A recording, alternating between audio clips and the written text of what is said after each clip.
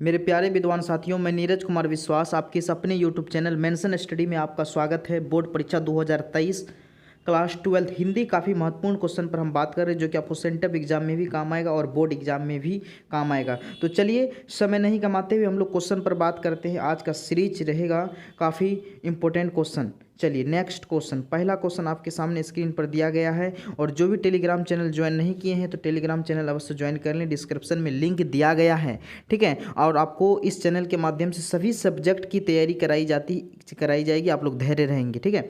चलिए, बातचीत शीर्षक के रचनाकार कौन है, तो हम लोग कलम चेंज कर लेते हैं, बढ़िया रहेगा, ठीक है। तो बातचीत, पहला प्रश्न आपका क्या है कि बातचीत शीर्षक के रचनाकार कौन है। आपको पता होगा, अगर बातचीत होगा तो भटर भटर करवे करेगा, भट भट भट भट भट, तो बालकृष्ण भट्ट भट्ट, तो बालकृष्ण भट्ट ऑप्शन नंबर यहाँ पर आपका बी करेक्ट आंसर है, बालकृष्ण भट्ट की रचना है, ठीक है। सब अलग अलग क्वेश्चन रहेंगे आपका, ठीक है। चलिए दूसरा क्वेश्चन है आपका उषा। उषा, ठीक है, चलिए ब्लैक से लिखते हैं। उषा शीर्षक, ब्लैक से भी मज़ा नहीं आ रहा है तो चलिए ब्लू ही कर देते हैं। हाँ, उषा शीर्षक कविता के रचयिता कौन है।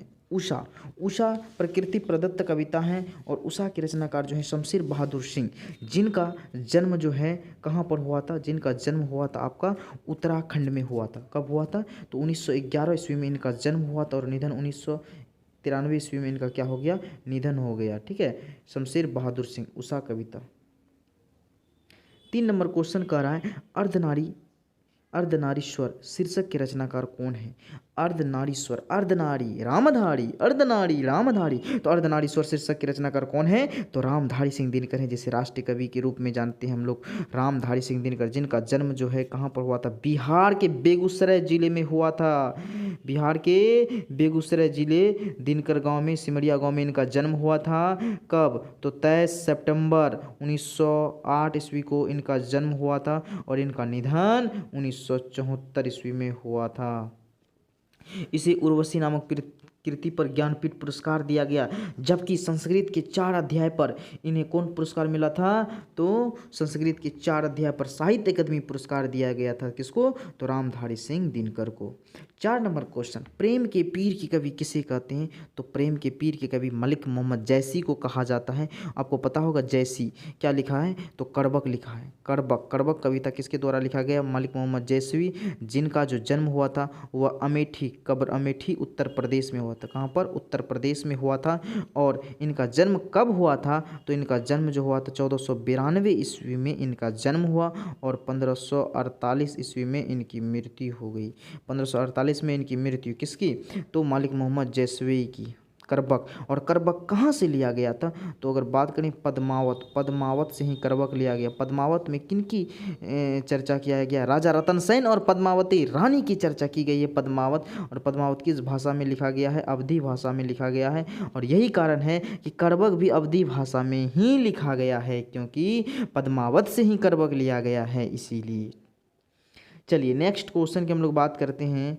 5 नंबर क्वेश्चन का रहा है, रोज शीर्षक कहानी के लेखक कौन है, तो रोज शीर्षक किसके द्वारा लिखा गया है, हीरानंदन, सच्चिदानंदन, वात्सायन अज्ञेय के द्वारा लिखा गया है, जिनका जन्म कहाँ पर हुआ था, तो जिनका जन्म पंजाब में हुआ था, ठीक है। कब हुआ था, तो 7 मार्च 1911 ईस्वी में इनका जन्म हुआ था और इनका निधन कब हुआ था, 1974 में इनका निधन हो गया, ठीक है, 1974 में। अगर जो चीज़ भारी लगे आप लोग स्क्रीनशॉट भी खींच सकते हैं, ठीक है, ताकि बाद में पढ़ सकें, समझ गए बातों को। जो कि चीज़ आपको दिमाग में नहीं रहता है आप स्क्रीनशॉट खींच लें, ताकि बाद में आप जब भी देखेंगे फोटो वगैरह गैलरी खोलेंगे तो आपको अवश्य याद आ जाएगा, ठीक है। तो चलिए नेक्स्ट क्वेश्चन की हम लोग बात करते हैं। और मलियज हंसता हुआ अकेलापन डायरी मलियज के द्वारा लिखा गया है। और अर्धनारीश्वर रामधारी सिंह दिनकर, प्रगीत और समाज नामवर सिंह, प्रगीत और समाज किसके द्वारा लिखा गया, नामवर सिंह के द्वारा लिखा गया है, ठीक है। चलिए 6 नंबर क्वेश्चन का था, इनमें से कौन सी रचना प्रसाद जी की नहीं है, तो कहने का मतलब आपको प्रसाद जी की, जयशंकर प्रसाद की सभी रचनाओं को आपको दिमाग में रखना पड़ेगा। कामयानी जो कि फेमस रचना है जयशंकर प्रसाद की, कामयानी किसकी रचना है, तो जयशंकर प्रसाद की। झरना, आंसू, ये तीनों हैं, लेकिन देवदासी नहीं है, इसीलिए option number D correct answer है। ये किन की रचना है, शरत चंद्र चट्टोपाध्याय की रचना है, ठीक है, ये जैसे कि नहीं है प्रसाद जी की। तो 7 नंबर क्वेश्चन का रहा है, पंडित चंद्रधर शर्मा गुलड़ी की कहानी का नाम क्या है? तो चंद्र शर्मा गोलेरी के द्वारा जो कहानी लिखा गया है वो है उसने कहा था कहानी लिखा गया है। इनकी 3 कहानी थी। चंद्र शर्मा गोलेरी की कितनी कहानियाँ थी? टोटल 3 कहानी थी।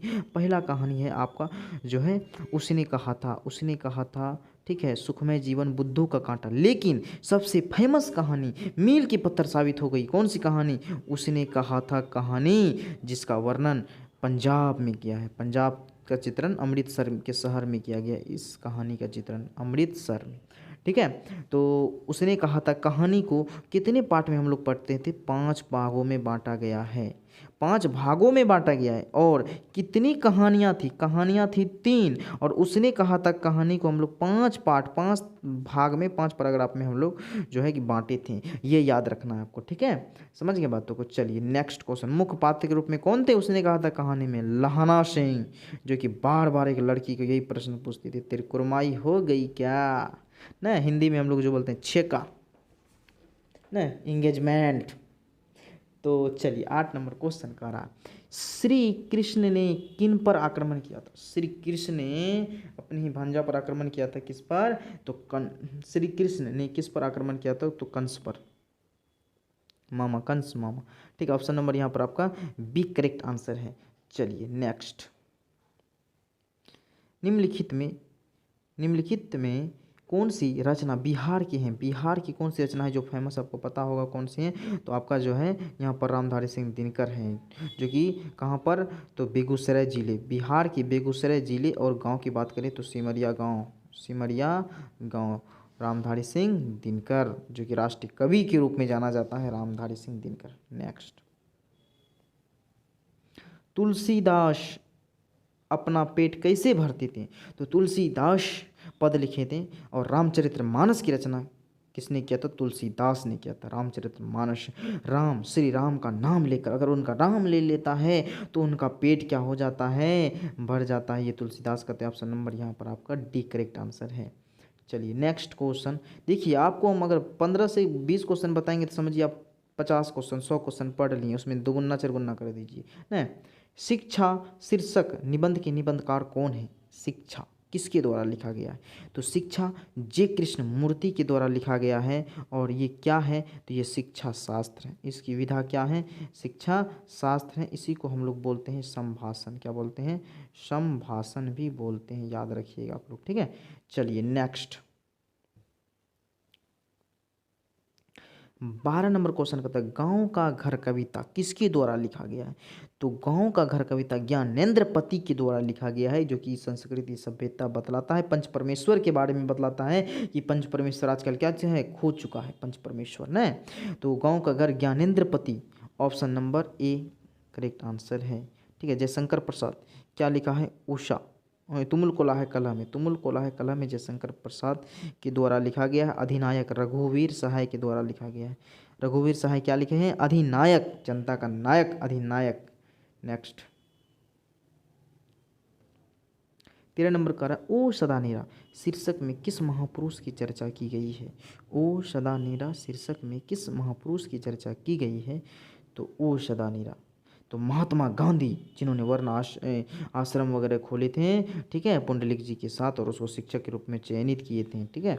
तो ऑप्शन नंबर यहाँ पर आपका बी करेक्ट आंसर। और तिनखटिया प्रथा में ही जो है किसानों से टैक्स समाप्त करने का श्रेय किसे जाता है? तो महात्मा गांधी को जाता है, जिसको हम लोग पहला सत्याग्रह के नाम से जानते हैं। पहला सत्याग्रह कहाँ पर हुआ था? तो चंपारण में हुआ था, ठीक है। चलिए नेक्स्ट। 14 नंबर क्वेश्चन का रहा है भगवान श्री कृष्ण किस कवि के पूज्य थे? भगवान श्री कृष्ण जो हैं वह किस कवि के पूज्य थे? तो सूरदास, ठीक है, सूरदास। ऑप्शन नंबर यहाँ पर आपका ए करेक्ट आंसर है। चलिए नेक्स्ट क्वेश्चन की हम लोग बात करते हैं, और ये आपका अंतिम क्वेश्चन रहेगा। जूठन, जूठन शीर्षक कविता क्या है? जूठन, तो जूठन क्या है? एक आत्मकथा है, दलित आत्मकथा है। जूठन क्या है? आत्मकथा बोलिए या दलित आत्मकथा बोलिए। जूठन, जूठन में कौन सा प्रत्यय है? तो इसको तोड़ेंगे, जुठ प्लस अन, अन प्रत्यय है जूठन में, जुठ प्लस अन, अन प्रत्यय है जूठन में। और बोलिए जूठन किसके द्वारा लिखा गया है? आत्मकथा है ना, किसके द्वारा लिखा गया है? आप लोग अवश्य कमेंट बॉक्स में अवश्य अपना जवाब दें। और आपको जो भी सब्जेक्ट की ज़रूरत है, आप लोग अवश्य कमेंट बॉक्स में बता देंगे, हम वह सब्जेक्ट का लाइव अवश्य लेंगे, ठीक है। और डेली आप लोगों का लाइव क्लास भी होती है, आप लोग लाइव क्लास अवश्य ज्वाइन करेंगे। और कब लाइव होगा, क्या होगा, इसकी सूचना और इसकी PDF आपको ग्रुप में दिया जाएगा, ठीक है। तो आप लोग ग्रुप भी ज्वाइन कर लेंगे, जो स्टूडेंट ग्रुप ज्वाइन नहीं किए हैं, ठीक है, वो स्टूडेंट ग्रुप भी ज्वाइन कर लें। अपना नाम और ज़िला का नाम लिख करके हमें मैसेज कर दें। सभी स्टूडेंट को PDF या जब भी लाइव लेंगे 10 मिनट पहले, आधा घंटा पहले आपको सूचित कर देंगे ग्रुप में, ठीक है। और इम्पोर्टेंट नोटिफिकेशन भी बिहार बोर्ड के द्वारा जो भी नए नए नोटिफिकेशन आएंगे, ठीक है, वो नोटिफिकेशन भी आपको मिलते रहेगा। समझ गए बातों को। तो चलिए सभी स्टूडेंट को बहुत बहुत धन्यवाद। अगर वीडियो बढ़िया लगा होगा तो अपने मित्रों दोस्तों के साथ अवश्य साझा करेंगे, शेयर करेंगे, ठीक है। ओके।